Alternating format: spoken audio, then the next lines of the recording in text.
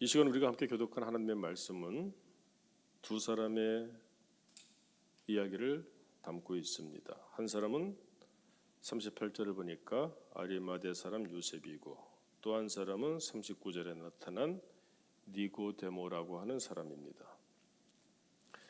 이 사람들을 왜 기록하고 있다고 봅니까? 먼저 이 두 사람이 어떤 사람인지 한번 보죠. 아리마대 사람 요셉 누구입니까? 38절 보니까 한마디로 이렇게 표현을 합니다. 빌라도에게 예수의 시체를 가져가기를 구하며 빌라도가 허락하는지라 이에 가서 예수의 시체를 가져가니라. 예수님의 시체를 십자가에서 내려서 무덤에 장사 지낸 사람이다, 이렇게 표현을 합니다. 이 일이 당시 상황에서 얼마나 어려웠던 일이었을까 우리가 생각해 볼 필요가 있습니다. 예수의 시체는 지금 어디에 있습니까? 사형장에 매달려 있습니다. 아무나 들어갈 수도 없습니다. 정치적인 이유 때문에, 그리고 유대인들 입장에서는 종교적인 이유 때문에 최악의 사형법인 십자가에 매달아서 처참하게 죽였습니다. 가까이에서는 안 될 예수님입니다. 그런데 아리마대 사람 요셉이 빌라도에게 가서 시체를 가져가기를 구했다, 이렇게 기록하고 있습니다. 이거 보통 용기가 아니면 할 수 없는 일이에요. 그리고 그 예수의 시체를 가져가서 그 뒤에 보니까 아직 사람을 장사한 일이 없는 새 무덤에 예수님을 장사 지냈다, 이렇게 지금 이 사람을 소개하고 있습니다. 유대인들의 장례법을 아십니까? 단지 용기를 내어서 빌라도에게 예수님의 시체를 달라고 했을 뿐만 아니라 그 모든 장례 절차, 특별히 무덤을 준비했다. 이것은 막대한 경제적인 비용도 감수한 것을 의미합니다. 우리도 장례를 한번 치르면은 적지 않은 돈이 들어가죠. 유대인들은 어떻습니까? 돌에다가 구멍을 팝니다. 그리고 그 안에 시신을 모십니다. 그런데 한 구만 모시는 것이 아닙니다. 그러니까 넓게 파야 됩니다. 그리고 시신을 누워놓을 침상들이 있습니다. 그 침상에 올려놔요. 시간이 지나면은 시신이 부패해서 다 썩고 이 몸은 흙으로 돌아가고 유골만 남겠죠. 그러면 후에 그 유골을 따로 유골 항아리에 모아서 따로 모십니다. 그러니까 그 무덤이 얼마나 크고 또 무덤이 얼마나 비쌌겠습니까? 그리고 그 앞에다가 큰 돌로 입구를 막아 놓습니다. 그런데 그와 같은 무덤까지도 제공을 하였다.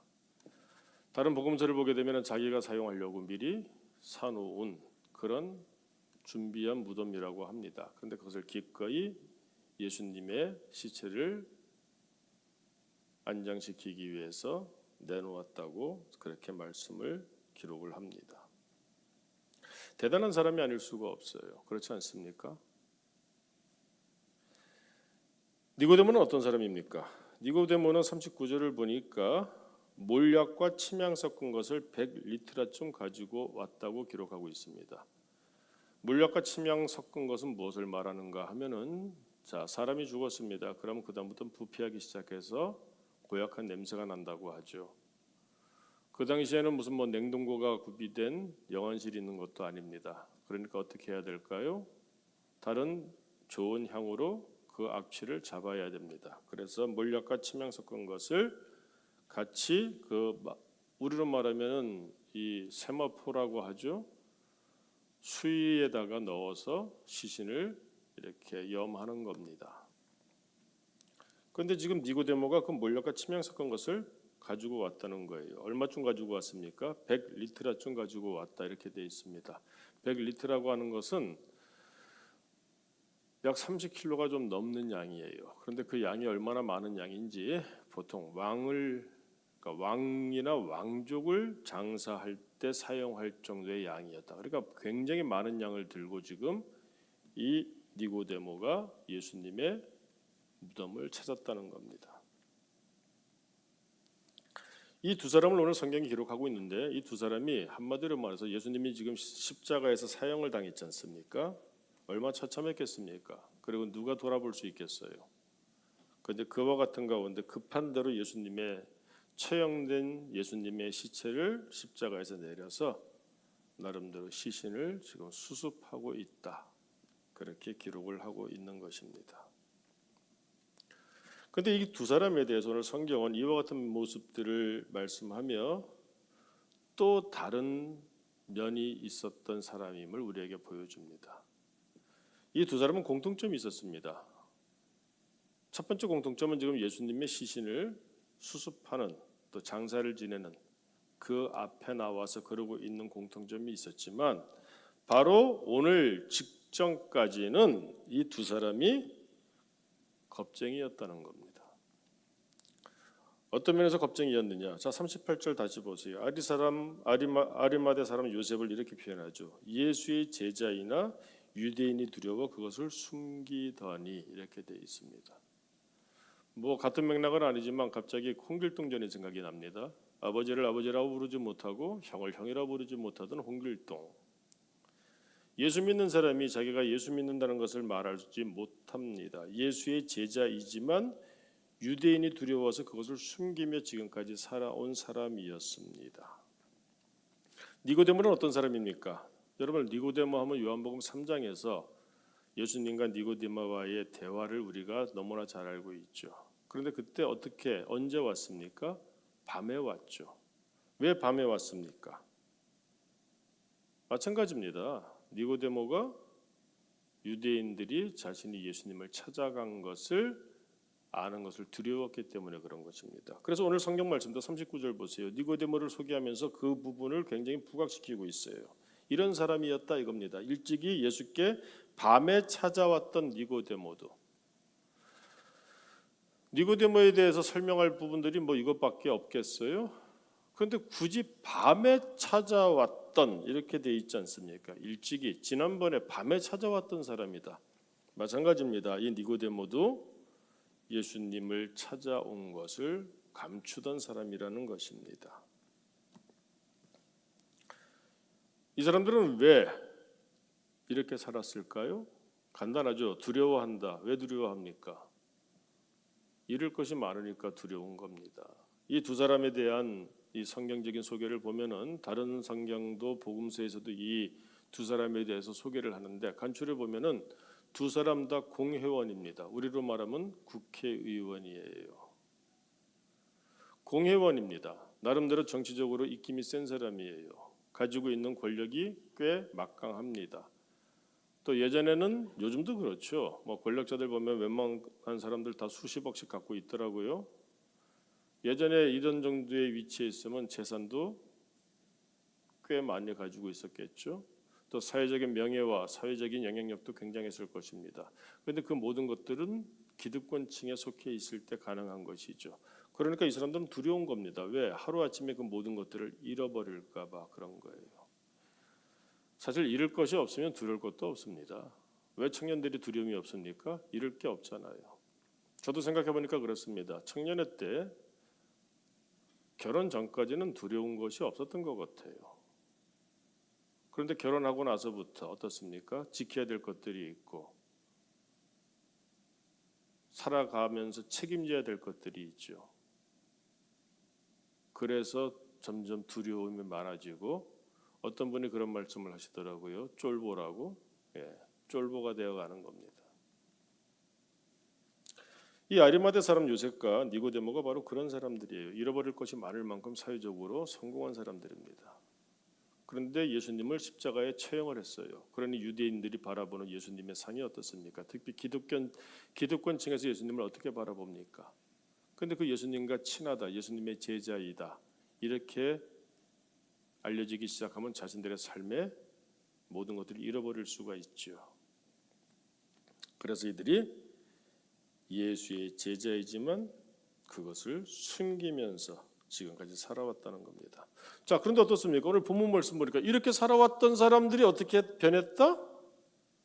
아리마대 사람 요셉은 담대하게 빌라도에게 나아가서 예수님의 시체를 달라 자기가 내려서 자기가 준비했던 무덤으로 공공연하게 모시고 가서 안장을 했다는 거예요.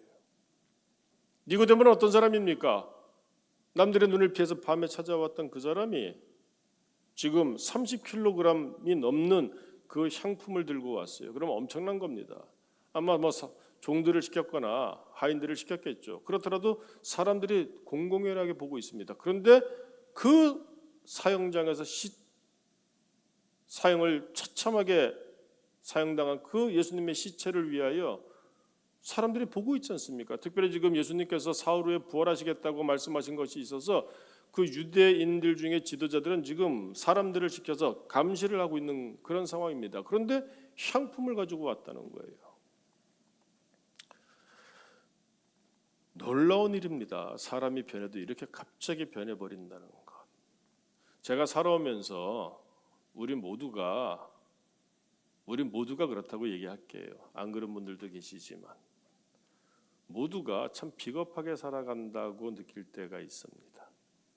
자기의 이해관계가 없을 때는 용감해요. 말을 잘하고 하는데 조금만 관계적으로나 또 경제적으로나 사회 어떤 부분에서라도 조금만 이해관계가 좀 걸리거나 좀 불편하면은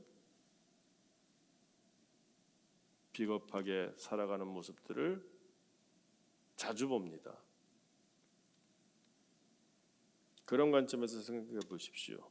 지금까지 숨겨왔었는데 사형당한 그 예수의 시체를 다 죽고 사형까지 당했는데 그랬는데 여기서 사람이 달라졌다? 이건 놀라운 일입니다. 이 두 사람이 왜 변했는 줄 아세요? 만약에 우리가 살아가면서 이런 모양이든 저런 모양이든 두려움이 있다면 오늘 말씀을 잘 한번 생각해 보기를 바랍니다. 이 두 사람이 왜 변했을까요? 저는 오늘 성경 말씀 가운데 38절에 이 부분을 굉장히 중요하게 보기를 원해요. 뭔지 아십니까? 아리마대 사람 요셉은 예수의 제자이나 유대인이 두려워 그것을 숨기더니 이 일 후에 이렇게 말씀이 적혀 있죠.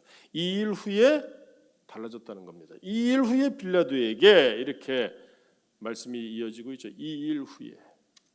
여러분 이 일이 뭡니까? 어떤 일입니까? 예수님이 십자가에 달려 죽임을 당한 바로 오늘 자신들이 바라본 그 십자가 죽음 그 일이 있고 난 직후부터 그가 달라졌음을 말하는 겁니다. 자, 우리가 여기까지는 쉽게 얘기하고 쉽게 말할 수 있습니다. 예수님의 십자가 얼마든지 우리가 교회 생활하면서 가장 많이 듣는 얘기 아닙니까? 근데 그 일이 왜 이 사람들에게 그런 변화를 주는 동력이 됐을까요? 이 일이 어떤 일인지 위에 올라가서 보면 됩니다. 특별히 31절 이하에서 이 일에 대해서 요한은 따로 기록을 하고 있어요. 특별히 36절, 37절을 볼까요? 이 일 또 나오죠. 이 일이 일어난 것은 어떻게 말씀합니까? 그 뼈가 하나도 꺾이지 아니하리라 한 성경을 응하게 하려 함이라. 또 다른 성경에 그들이 그 찌른 자를 보리라 하였느니라. 두 가지를 지금 이야기하고 있습니다. 이 일이 무엇입니까? 십자가에 달려서 못 박혀 죽임당하신 예수님입니다. 그런데 그것을 조금 더 세부적으로 표현하고 있어요. 뭡니까? 그렇게 죽임을 당했는데 36절을 보니까 그 뼈가 하나도 꺾이지 아니하였다는 겁니다. 실제로 그 위를 보니까 어떻습니까? 32절과 33절 보세요. 군인들이 가서 예수와 함께 못 박힌 첫째 사람과 또 그 두 사람 다른 사람의 다리를 꺾어버렸어요. 다리를 분질렀다는 겁니다. 다리를 어떻게 분질렀겠습니까? 우리가 관절이 이렇게 움직이죠? 이걸 갖다 거꾸로 꺾어버렸다는 겁니다. 왜 그랬을까요? 안 죽었으니까. 그런데 33절 보세요. 예수께 이르러서는 이미 죽으신 것을 보고 다리를 꺾지 아니하고. 그런데 이 일이 중요하다는 얘기예요. 우리는 아무 생각 없이 이 일을 보게 되게 볼 수밖에 없지만 당시 유대인들, 성경에 정통한 사람들, 특히 이 아리마대 사람 요셉과 니고데모와 같이 공회원으로서 그 당시의 지도자급인 그 사람들 눈에는 이것이 그냥 지나가는 것이 아닙니다. 또 한 가지가 있죠. 뭡니까? 37절에서 뭐라 그랬습니까? 또 다른 성경에 그들이 그 찌른 자를 보리라 하였느니라. 이게 무슨 뜻입니까? 34절 보세요. 그중 한 군인이 창으로 옆구리를 찌르니 곧 피와 물이 나오더라. 자, 이 군인이 왜 십자가에 매달려 있는 예수님의 시체를 옆구리를 찔렀을까요? 다리를 꺾지 않았지 않습니까? 그런데 이게 죽었는지 확인 사살을 해야 될 거 아니에요. 그래서 찔른 겁니다. 그런데 오늘 성경은 요한은 이것을 어떻게 기록하고 있습니까? 둘 다 36절 37절을 보니까 이 일이 일어난 것은 뭐라고 한 성경을 응하게 하려 함이라. 37절도 마찬가지죠. 또 다른 성경에 이렇게 말을 하였느니라. 이렇게 성경이 응하였다고 말씀을 하죠. 여러분, 성경이 응하였다는 것은 무엇을 의미하는 줄 아세요? 여러분은 성경 말씀 얼마나 믿습니까? 그 말씀이 내 삶에서 실제로 일어나는 것을 보는 것을 의미하는 겁니다. 우리는 교회 생활을 오래 했으면 또 성경을 잘 알면 오늘 이 말씀들을 읽으면서 뭔가 한 가지 구약적인 이미지가 확 떠올라야 합니다. 자, 어떤 것이 떠오릅니까? 그 다리를 꺾지 않았다, 뼈를 꺾지 않았다. 무엇이 떠오릅니까? 유월절 어린 양이죠. 여러분, 단오날 뭐 합니까? 우리 단오날 뭐 하죠? 그냥 갑자기 물어본 겁니다. 우린 추석날 뭐 합니까? 젊은 사람들은 지금 몰라요. 자, 어르신들 아시죠? 정월 대보름날 뭐 했습니까? 우리가 같이 살고 있지만 쥐불놀이 해본 사람과 전혀 쥐불놀이가 뭔지 모르는 청년들과 같이 지금 앉아 있지만 모르잖아요. 젊은 세대들과 모르잖아요. 우리에게 그런 것은 지금 중요하지 않아요. 그 얘기를 왜 했느냐?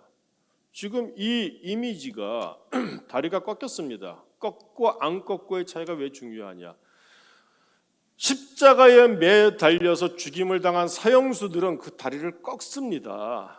왜 그런가 하면은 이게 쉽게 절명되지가 않아요. 사람이 죽는 것도 쉽지가 않습니다. 어떤 사람은 쉽게 죽지만 이런 경우는 잘 안 죽어요. 차라리 죽었으면 좋겠어요. 얼마나 고통스럽겠습니까? 그런데 죽지 않는 거예요. 그래서 십자가형이 잔인하고 고통스러운 겁니다. 차라리 죽었으면 좋겠는데 죽지 않고 계속 그게 가는 거예요. 그래서 숨이 끊어지지 않은 상태에서 고통은 고통대로 당하고 있습니다. 그러니까 다리를 꺾어버리는 거예요. 그리고 내려버리는 겁니다. 그런데 이와 같은 모습을 보면서 유대인들은 특히 이 예수님의 제자지 않습니까? 은둔한 제자들. 이들은 무엇을 느꼈을까요? 말씀에 응했구나. 이분이 바로 메시아시구나. 어떻게 알 수 있습니까? 그 광경을 보면서 대번에 누가 보여요? 무엇이 보여요? 출애굽의 출발점이었던 유월절 어린 양이 보이는 겁니다. 자, 유월절 어린 양의 특징이 무엇입니까? 애굽에서 신음하던 그 지옥을 살고 있던 사람들에게 하나님이 젖과 꿀이 흐르는 천국을 예표하는 가나안 땅으로 들여보내시기 위하여 끌어내신 것입니다. 그 출발점이 뭡니까? 죽일 놈은 다 죽이셨어요. 어떻게 죽이셨습니까? 말씀을 주셨습니다. 순종하는지 안 하는지 보는 겁니다. 여러분, 유대인이라고 산 것이 아니에요. 예수님이 모세를 통하여 어떤 말씀을 전하셨습니까? 어린 양을 잡아서 그 피로 문 앞에 바르라고 했어요. 위에와 좌우를 바르라고 했습니다. 왜 그런 겁니까? 하나님의 말씀에 순종하는지 안 하는지 보는 겁니다. 하나님의 사람인지 아닌지를 보는 겁니다. 내가 목사니까, 내가 장로니까, 내가 권사니까, 내가 집사니까, 내가 교회 생활한 지 몇십 년 되니까, 내가 뭐 3대 모태신앙이니까 이런 거 중요하지 않아요. 하나님의 말씀을, 하나님을 경외하는 심정으로 순종하느냐 안 하느냐 이걸 보는 겁니다. 그래서 출애굽기에 보면 그렇게 기록되어져 있어요. 그대로 행한 사람들은 유월하였다. 천사들이. 그러나 그 하나님의 말씀을 믿고 준행하지 않았다. 믿지 않고 준행하지 않았다. 그러면 죽음의 천사들이 들어가서 전부 장자를 가축까지 전부 죽였다고 되어 있습니다. 가나안 땅은 아무나 들어가는 것이 아닙니다. 교회 나온다고 가나안 땅 젖과 꿀이 흐르는 삶이 시작하는 것 아닙니다. 정말 중요한 것은 하나님의 말씀을 듣고 그 은혜 가운데에서 유월절 어린 양의 보혈로 그 심령에, 그 이마에, 요한계시록에 보면 그 이마에 인쳤다고 하죠. 그 표식이 있어야 되는 겁니다. 그것은 무엇입니까? 하나님의 말씀을 붙잡고 사는 사람. 세상이 아무리 흉흉하더라도, 아무리 세상에서 이런 것을 가르치고 저런 것을 요구한다고 할지라도 하나님의 말씀을 붙잡고 사는 사람들. 자, 유월절 어린 양이 무엇이죠? 바로 그겁니다. 그 출애굽을 가능케 했던 하나님의 약속, 언약의 표징이에요. 유대인들은 계속하여 장차 오실 메시아가 무슨 뜻입니까? 메시아가 구세주란 뜻이에요. 우리가 예수 그리스도 하죠. 그리스도라고 하는 그 말은 헬라어입니다. 크리스토스라고 해요. 그래서 헬라어로 그리스도라고 하는 말이 왔는데 그 헬라어로 그리스도는 히브리어로 메시아입니다. 메시아, 그리스도, 구세주 다 같은 뜻이에요. 하나님께서 우리 조상들에게 어린 양 보혈을 통하여 출애굽하게 하시고 가나안 땅으로 들여 보내셨는데 그것이 왜 그랬을까? 하나님은 장차 영원한 그 다윗의 왕위를 이어받아 오실 메시아를 보내셔서 우리에게, 자, 예표라는 건 뭡니까? 그림자란 뜻이에요. 이미 한번 그림자로 보여주셨던 그것을 실체를 보여주신다는 겁니다. 그러므로 내 삶 가운데 구원의 영광, 구원의 기쁨, 구원의 감사를 허락할 그 메시아를 보내주실 것이다. 그것을 그들은 알고 믿으며 기다리며 살아온 겁니다. 그런데 예수님이 나타나셨어요. 그가 메시아인가? 대표적으로 세례 요한이 물어보죠. 당신이 오실 메시아니까? 그건 세례 요한의 질문뿐만이 아닙니다. 모든 당시의 유대인들이 예수님께서 그것을 바라본 거예요. 그것을 기대했던 겁니다. 그런데 자기들이 원하던 모습이 아니죠. 그러니까 십자가에 못 박아 죽이는 것이죠. 자, 그런 가운데에서 긴가민가 의심하고 두려움 가운데, 왜? 하나님이 약속하신 그 말씀보다, 예수님의 그 모든 어떤 말씀보다 나는 지금 지켜야 될 것이 더 많거든요. 먹고 마시고 사는 것, 내 삶이 더 중요하니까. 그래서 긴가민가하며 미적지근하게 적당히 숨기면서, 그러면서 신앙의 양심이 있으니, 그래도 양심이 있으니 하나님을 그래도 경외하는 사람들이었으니 나름대로 살펴본 겁니다. 그런데 오늘 알게 된 거예요. 어떻게 알았습니까? 그동안 지켜봐 왔는데 이 일 후에 예수님이 십자가에 못 박혀 죽임을 당합니다. 근데 그 죽임 당하는 가운데 다리가 꺾이지 않아요. 다리가 꺾이지 않는데 뭐라고 기록하고 있습니까? 그 뼈가 하나도 꺾이지 아니하리라 한, 무엇을 응하게 하려 함이라? 성경을 응하게 하려 함이라. 아, 이 예수가 메시아가 맞구나. 또 다른 성경에 그들이 그 찌른 자를 보리라 하였느니라. 왜 찔렀습니까? 죽었는지 확인하는 거예요. 죽었으니까 안 꺾었죠. 예수님이 죽었다는 것을 이것으로 우리에게 보여주는 겁니다. 당시의 유대인들 중에서 예수님을 이 죽음으로 몰아버린 그런 대제사장들부터 시작해서 이 사람들이 뭐라고 소문을 퍼뜨렸습니까? 나중에 예수님의 부활에 대해서 부인하기 위하여 어떻게 얘기하죠? 기어서 나왔다고 얘기합니다. 아니면 제자들이 시신을 훔쳐갔다고 말합니다.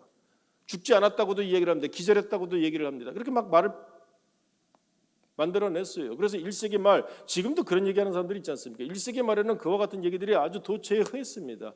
어떻게 죽은 자가 살았나? 기절했던 거야? 안 죽었던 거야? 그런데 오늘 성경은 뭘 말합니까? 죽었다고 말하는 겁니다. 이것이 왜 중요한 줄 아세요?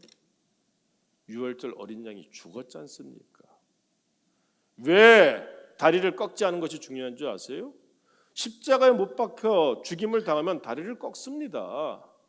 그런데 왜 예수님은 꺾지 않았을까요? 뭐 귀해서? 아닙니다.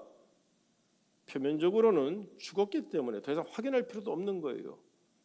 그런데 그것은 유월절 어린 양의 다리를 꺾지 말라고 하신 그 하나님의 어떤 상징적인 그 모습이 예수님께 나타났기 때문이에요. 아, 그래서 유월절 어린 양처럼 우리에게 제2의 출애굽을 갖다가 허락하시기 위해서 이 땅에 오신 분이 바로 이 예수님, 이 자가 메시아가 맞구나. 사마리아 수가성에서도 그 여인이 물어보죠. 당신이 오실 메시아입니까? 메시아, 유대인들에게서는 우리보다 훨씬 더 분명하고 현실적이고 실체적인 그러한 개념입니다. 그를 기다리면서 살아가는 것이 그들의 사는 이유였어요. 예수님이 오셨습니다. 그런데 이 두 사람이 어떻습니까? 이 예수님의 십자가 죽음 앞에서 그것을 확인했다는 겁니다. 이것이 왜 중요한 겁니까? 예수님이 죽으셨습니다. 기절한 것이 아닙니다. 죽으셨어요. 십자가에 매달려서 죽임을 당했습니다. 마치 무엇처럼? 유월절 어린 양처럼. 이것이 왜 중요합니까? 이것이 왜 중요한 줄 아세요? 요한복음에는 기록되어 있지 않지만 여러분 마가복음이나 누가복음을 보게 되면은 이 장면이 다른 버전으로, 그러니까 다른 방식으로 기록이 되어지고 있어요. 근데 이런 표현이 있습니다. 아리마대 사람 요셉에 대해서 어떻게 표현하고 있느냐? 이 사람은 하나님의 나라를 기다리는 자라, 이렇게 표현하고 있습니다. 여러분, 하나님의 나라를 기다리는 자라. 이 사람이 그동안 하나님의 나라를 못 본 거예요. 교회 나오면서 복되다, 교회 나오면서 그런데 사실은 말로만 들었지, 강단에서 들리는 소리만 들었지, 옆에서 사람들이 하는 말만 들었지 본인은 없어요. 그런 분들 수두룩하지 않습니까? 하나님의 나라, 유대인으로서 하나님의 백성으로, 하나님의 선민으로 하나님의 나라, 근데 말로만 들어왔던 겁니다. 그러니까 기다리던 자예요. 근데 이 사람이 이날 바로 이 시간 하나님의 나라를 본 것입니다. 그러니까 사람이 바뀌는 거예요. 여러분, 사람이 언제 바뀌는 줄 아세요? 의지 가지고 바뀌지 않습니다. 가치관이 바뀌어야지 바뀌는 거예요. 세계관이 바뀌어야지 바뀌는 겁니다.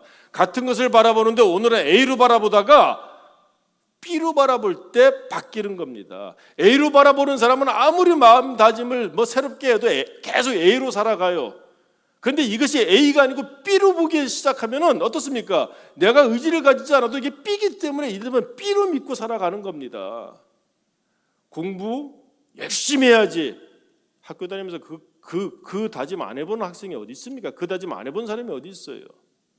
공부 열심히 해야지가 아니라 왜 해야 되는지에 대해서 가치관, 세계관이 달라져 버리면은 내가 왜 성공해야지? 중요한 것은 바로 그 가치관과 세계관이죠. 그것이 달라지게 되면 사람이 달라지는 것이죠. 하나님의 나라를 듣기만 했습니다. 그런데 하나님의 나라를 보는 거예요. 여러분, 예수님이 운명하셨을 때 오늘 성경 말씀에 이 요한복음에는 그것도 기록하지 않아요. 다른 복음서들은 다 기록하죠. 어떤 일이 벌어졌습니까? 성전에 휘장이 위에서 보십시오. 휘장이 가리고 있으면 안 보이지 않습니까? 그런데 성전이 휘장이 예수님이 운명하실 때 위에서 아래로 찢어져 버렸습니다. 가려져 있던 것이 보이기 시작하는 것을 말하는 겁니다. 하나님을 볼 수가 없었습니다. 그런데 어떻습니까? 하나님을 볼 수가 없으니까 제사장들을 통해서 중보기도 하고, 지금 캐톨릭에서는 지금도 그렇게 하고 있죠. 우리는 그럴 필요가 없어요. 예수님께서 가로막혔던, 하나님과의 가로막혔던 그 휘장을 찢어버리신 거예요. 그 걸림돌을, 방해물을 치워버리신 겁니다. 그래서 우리가 이제는 직구할 수 있어요. 예수 그리스도의 이름으로 기도합니다. 하나님 앞에 직구할 수 있는 겁니다. 직구하는 것뿐만이 아니죠. 찢어졌으니 가리고 있던 것들이 보이기 시작하는 겁니다. 하나님이 보이기 시작하니 어떻습니까? 하나님의 나라가 보이는 겁니다. 교회 앞만 다녀보십시오. 이제는 좀 정직하고 솔직하고 용감하게 말씀을 좀 전해야 될 것 같아요. 우리 정직하게 한번 인정해 보십시다. 교회 다니면서 지옥을 사시는 분들이 얼마나 많습니까? 이 세상을 보십시오. 한국 교회가 이렇게 수두룩하게 십자가를 셀 수도 없습니다. 제가 한번은 저희 베란다에서 한번 쉬어봤어요. 수십 개가 넘어요. 거의 치킨집보다 더 많은 것 같아요. 그런데 요즘 우리가 살고 있는 세상, 우리 사회가 이게 건강한 사회인가요? 이유가 뭘까요? 저와 같은 목사님들 책임져야 됩니다.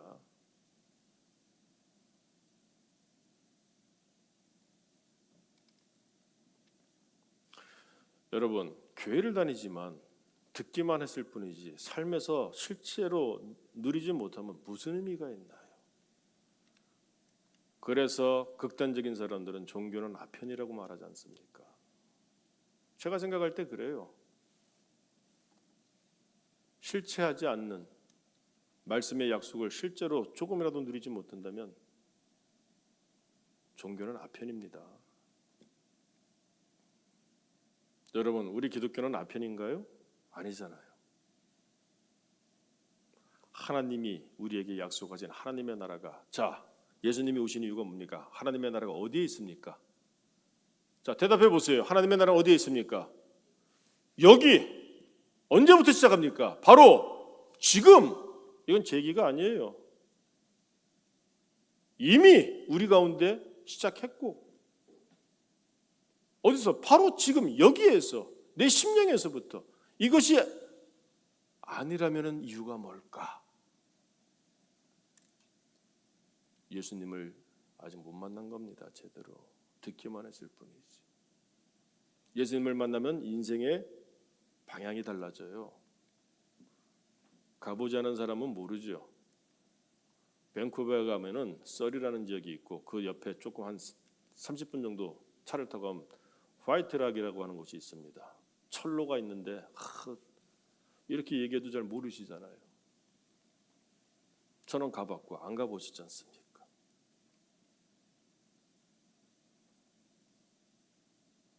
우리가 믿음 생활하고 이 더운 날, 오늘 아침에 저 교회에서 이렇게 새벽에 보니까 벌써 30도더라고요. 얼마나 덥습니까? 저는 여기 위에 있다 내려왔으니까 좀 덜합니다만은 여러분들 참 땀 뻘뻘 흘리면서 오셨죠? 이렇게까지 오셨는데도 불구하고 예수 신앙 예배드리면서 약속된 하나님의 나라를 시작하지 못한다면 정말 무의미하지 않겠습니까? 여러분, 이 아리마대 사람 요셉만 그런 게 아니에요. 그러고 보니까 니고데모 우리가 왜 알죠? 오늘 본문 때문에 하는 게 아니지 않습니까? 요한복음 3장에 보면 예수님과의 대화가 있습니다. 그 대화 주제가 뭐였습니까? 예수님이 이런 말씀을 하시죠. 예수께서 대답하여 이르시되 진실로 진실로 내게 이르노니 사람이 거듭나지 아니하면 뭘 볼 수 없느니라? 하나님의 나라를 볼. 거기서도 마찬가지. 니고데모가 그렇게 종교적으로 유대인으로서 신실한 그런 사람인데 문제는 뭡니까? 하나님의 나라가 없다는 겁니다. 그러니까 예수님이 말씀하시죠. 거듭나야 돼. 자, 거듭난다는 게 뭡니까? 오늘 거듭난 겁니다. 예수 믿으면 이렇게 해서 거듭나는 거예요. 교회 다닌다고 거듭난 거 아닙니다. 세례 받았다고 거듭난 거 아닙니다.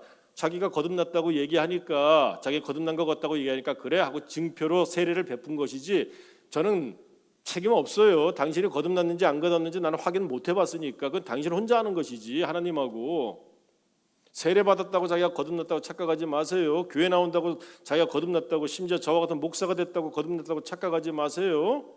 거듭난 사람은 하나님의 나라를 보는 사람입니다.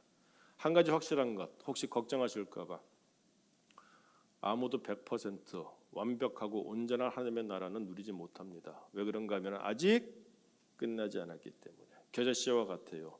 그래서 예수님이 겨자씨 비유를 주셨지 않습니까? 비록 작은 것이지만 떨어졌습니다. 겨자씨 지극히 작은 것이죠. 여러 가지 의미가 있지만 자라납니다. 나중에 큰 숲이 되는 거예요. 숲. 그 과정 가운데 우리는 살고 있어요. 그러니까 아직 100%는 아니지만, 그래서 신학적인 용어로 이렇게 말합니다. Already, not yet. 이미 시작한 하나님의 나라, 그러나 아직은 완성되지 않은 하나님의 나라, 그 사이에 우리가 살고 있으니 여러 가지 갈등들이 있는 거예요. 그럼에도 불구하고 우리는 하나님의 나라의 맛은 볼 수 있어야 됩니다. 마트에 가면은 시식 코너가 있죠. 거기서 배불리 드시는 사람 없죠. 배불리 드셨다가는 욕 먹습니다. 맛을 봐요. 배는 안 불러요. 아직 배는 안 불러요. 그렇죠? 사갖고 집에 가서 먹으면 배가 부를 겁니다. 근데 아직은 마트에 있으니까 배는 안 불러요. 그러나 시식코너에서 맛은 봤으니까 맛은 알죠. 교회 나왔으니까 하나님의 나라의 맛은 알아야죠. 특히 예배하는 이 시간 하나님의 나라의 맛은 알아야죠. 근데 그것이 없다면은, 부족하다면 이유가 뭘까요? 이 두 사람이 지금까지 그렇게 살아오다가 본 예수님의 십자가가 있는데 우리는 아직 그게 없을 수 있다 이겁니다. 사랑하는 성도 여러분, 니고데모가 이렇게까지 물어봤었어요. 사람이 늙으면 어떻게 날 수 있사옵나이까? 두 번째 모태에 들어갔다가 날 수 있사옵나이까? 이런 질문하던 사람입니다. 그러니 하나님의 나라를 듣긴 하지만 볼 수는 없는 사람이에요. 그런데 오늘 십자가에서 나를 위해 죽으신 예수님, 근데 그 예수님을 바라보는데 성경이 그대로 응하고 있는 거예요. 아, 이분이 바로 유월절 어린 양이구나. 이제는 내가 확신을 갖는 겁니다. 이 모든 것들, 내가 지금까지 그 두려워하면서 지키려고 했던 것들, 비겁하게 살면서 지키려고 했던 것들, 사도 바울이 뭐라고 말했습니까? 배설물같이 여기게 되었다. 예수님을 만나면 세계관이 달라져요. 가치관이 달라지는 겁니다. 내가 왜 사는가가 달라지는 거예요. 그러니까 어떻습니까? 그동안 예수의 제자이나 숨겨왔던 이들이 비겁하게 입 다물고 그렇게 살던 이들이 빌라도에게 나아가서 예수님의 시체를 달라. 왜? 안 물어봤겠어요? 나 이분의 제자이다. 내가 모시고 싶다. 다 걸고 얘기한 겁니다. 정말 이런 사람 한 사람만이라도 이런 친구 하나 있으면 저는 행복하고 성공한 사람이라고 생각해요. 니고데모가 이 아리마대 사람 요셉하고 서로 알고 지내지 않았을까요? 똑같은 공회원인데 니고데모가 나타납니다. 밤에 몰래 숨어오던 사람이 와서 향품을 그렇게 들고 와서 같이 예수님의 시신을 그때 그 두 사람의 마음이 어땠을까요? 그 가운데 무슨 두려움이 있을까요? 두려움이 없는 그들의 마음, 그 심령, 거기서 그 말로 표현할 수 없는 기쁨과 감사와 그 희열이 있지 않았을까요? 예수님은 비록 돌아가셨지만 약속하셨으니 사흘 만에 살아나실 것이고 지금 장사를 지내고 있는데 드디어 내가 말로만 듣고 배우기만 했던 그 유월절 어린 양 메시아가 오셔서 내게 열어주시는 찢어주신 그 장막 휘장 뒤로 하나님이 보이고 하나님의 나라가 보이는 사람. 저는 이게 예수 믿는 사람에게 주어진 유일무이한 복이라고 생각을 합니다. 여러분, 예수님을 만나는 사람은 이 인생관이 달라지는 거예요. 지금까지 애지중지하고 중요하게 겪고 이것 때문에 살아왔고, 근데 그것이 그냥 막 표현하면 배설물, 그러니까 똥이네. 이게 똥이야. 똥덩어리였구나. 황금인 줄 알고 붙잡고 있었는데 노랗다고 해서 황금인 줄 알았는데 보니까 온통 그걸 가지고 끌어안고 입 맞추고 그걸 막 온몸에 바르고 있었으니 온몸이 어떻겠습니까? 여러분 어렸을 때 시골에 살 때 이 분뇨 모아놓은 데가 있었어요. 그 밭에 가보면 그런 데인데 아이들이 지나가다 거기 빠져요. 그럼 똥통에 빠지는 겁니다. 여러분 똥뚝이 올라요. 어렸을 때. 어르신들은 다 아시죠? 제가 이 말씀을 왜 드릴까요? 요즘 살아가는데 이 똥뚝 오르는 것처럼 정말 삶이 요즘 보십시오. 칼부림 나고 지금 난리지 않습니까? 세상이 왜 이렇게까지 됐을까요? 학교 선생님들한테 함부로 하고 오죽하면 선생님이 극단적으로 학교 그 교실에서 그런 자신의 삶을 마감하고 뭘 말하고 싶었을까요? 세상이 이렇게 된 이런 가운데 우리는 희망이 있음을 보일 수 있어야 됩니다. 희망이 있음을 보이고자 하면 어떻게 해야 될까요? 먼저 내가 나를 위하여 유월절 어린 양으로서 십자가에 못 박히신 그 예수님, 뼈를 부러뜨리지 않고 창으로 찌르고 이런 것들이 뭘 의미하는지 그를 통하여 성소 휘장이 갈라지며 그동안 종교적인 그 이유 때문에 가리고 있던 것들이 벗겨지면서 정말 실체가 보이는, 그러면은 누가 옆에서 권하지 않아도 참을 수 없는 그 희열과, 여러분 진리를 알 때 그 희열이 어떤 것인지 아시죠?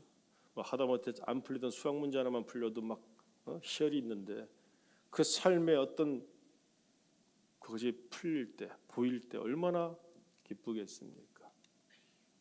오늘 우리는 이 본문에 나오는 두 사람의 모습을 보면서 나는 예수 그리스도로 인하여 나를 위하여 십자가에 달려 죽임을 당하신 그 유월절 어린 양 예수 그리스도로 인하여 나는 무엇이 변했는가? 나는 어떻게 살고 있는가? 먹고 입고 마시는 것이 우선이 아니라 그런 것들은 다 딸려오는 것이라고 예수님이 말씀하시지 않습니까? 나는 그래서 내가 바라보게 된, 알게 된, 누리게 된 하나님의 나라는 있는가? 우리 세상에 참 많은 것들이 우리를 두렵게 해요. 살다 보니 정말 쫄보가 되고 겁도 많아지고 얼마나 시달리는지, 그렇죠? 그런 가운데에서 우리가 바라볼 수 있는 소망이 흔들리지 않는, 변하지 않는 온전한 그 소망이 있기를 축원합니다. 그 소망은 바로 하나님의 나라인데 십자가 예수 그리스도를 올바르게 볼 수 있는 사람들에게 근본적인 것이 달라지게 되므로 이제는 두려움 없이, 두려움 많잖아요. 걱정, 근심, 염려, 불안 많잖아요. 그런데 그 모든 것들을 책임져 주시고 함께 감당해 주시고 그 가운데 하늘 문을 열어주시는 우리 예수 그리스도, 그로 인해서 우리가 보다 더 용기 있게 복되게 기쁨으로 감사로 하나님의 나라를 시작할 수 있는 우리 모두가 될 수 있기를 주님의 이름으로 축원합니다. 우리 같이 한번 잠시 기도하겠습니다. 오늘 주신 말씀 생각하면서 여러분 겁나지 않습니까? 저는 겁납니다. 솔직히 인간적으로 생각하고 인간적으로 바라보고 인간적으로 돌아보면은 겁이 나요. 그런데 그렇게 살던 사람, 아리마대 사람 요셉과 니고데모가 달라졌습니다. 뭐 우리 애가 달라졌어요 이런 프로그램이 있는데 우리도 달라져야 되지 않을까요? 우리 예수님, 나를 위해서 유월절 어린 양이 되신 예수님, 그분의 십자가 죽음을 생각하면서 우리도 하나님의 나라를 볼 수 있기를 원하고 보다 용기 있게 그 확신 가운데 말씀이 확신이 있다면은 용감하게 살 수 있습니다. 하나님이 책임져 주신다는 그 확신이 있다면 용감하게 살 수 있습니다.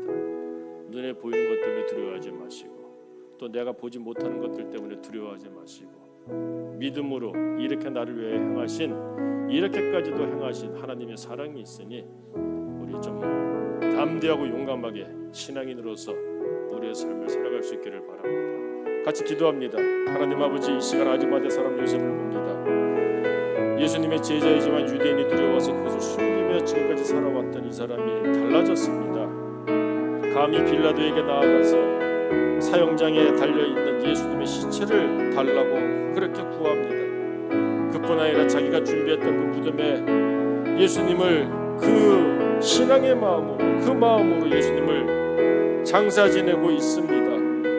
일찍이 예수님께 찾아왔던, 그런데 두려워서 밤에 찾아왔던, 사람들이 보는 것이 싫었던, 사람들 앞에서 인정하고 싶지 않았던 그 예수님께 찾아왔던 니고데모도 이제는 공공연하게 몰락과 치명사건과 30kg이 넘는 것을 사람들에게 보이지 않을 수가 없는 그 양을 들고 예수님을 찾아왔습니다. 둘이서 예수님을 정성껏 타는 마음으로, 그 찢어지는 마음으로, 그러나 그 가운데 그 은혜에 흠뻑 젖은 신앙하는 마음으로 아버지 하나님 장사 지내는 모습을 봅니다. 아버지 하나님, 이들이 이렇게 바뀐 이유가 무엇인가를 생각해 봅니다. 예수 믿음이 무엇인지 우리가 깨닫게 됩니다. 나를 위하여 십자가 죽음을 당하신 유월절 어린 양으로서 나를 위해 죽었다고 성경도 증거하고 있사오니 더 이상 우리가 두려워하지 않게 하여 주옵소서. 세상의 많은 것들이 우리를 협박합니다. 위협합니다. 미혹합니다. 염려, 근심, 불안하다 보니 두렵습니다. 그러다 보니 예수 믿음보다도 다른 것들을 바라보게 되고 예수도 믿고 다른 것도 믿고 그렇게 살아갑니다. 적당히 살아갑니다. 자기 중심으로 살아갑니다. 자기 계산과 자기 생각으로 살아갑니다. 그러니 더더욱 두렵습니다. 오늘 말씀을 받았사오니 우리도 아리마대 사람 요셉과 같이, 니고데모와 같이 이 일 후부터 바뀌는 우리의 삶 살게 하여 주옵소서. 주의 선한 능력으로 우리가 용감하게 사람답게, 특별히 예수의 사람답게 의미 있게 살아가게 하여 주옵소서.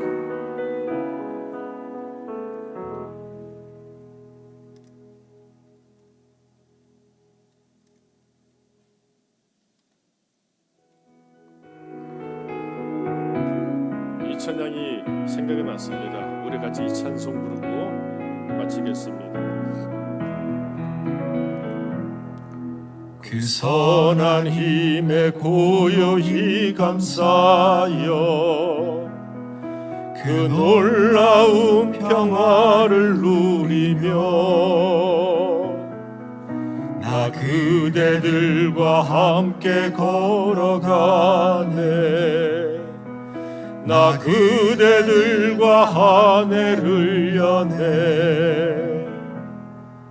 지나간 허물 어둠의 날들이 무겁게 내 영혼 짓눌러도 오 주여 우릴 외면치 마시고 약속의 구원을 이루소서. 그 선한 힘이 우릴 감싸시니 믿음으로 일어나릴 기대하네. 주 언제나 우리와 함께 계셔. 하루 또 하루가 늘 새로워. 다 함께 일어나서 찬송합니다. 주께서 밝히신 작은 촛불이 어둠을 헤치고 타오르네. 그 빛에 우리 모두 하나 되어 온 우리의 비추게 하소서. 그 선한 힘이 우릴 감싸시니 믿음으로 일어나릴 기대하네. 주 언제나 우리와 함께 계셔. 하루 또 하루가 늘 새로워. 이 고요함이 깊이 번져갈 때 저 가슴 벅찬 노래 들리네. 다시 하나가 되게 이끄소서. 당신의 빛이 빛나는 이 밤 그 선한 힘이 우릴 감싸시니 믿음으로 일어나릴 기대하네. 주 언제나 우리와 함께 계셔. 하루 또 하루가 늘 새로워.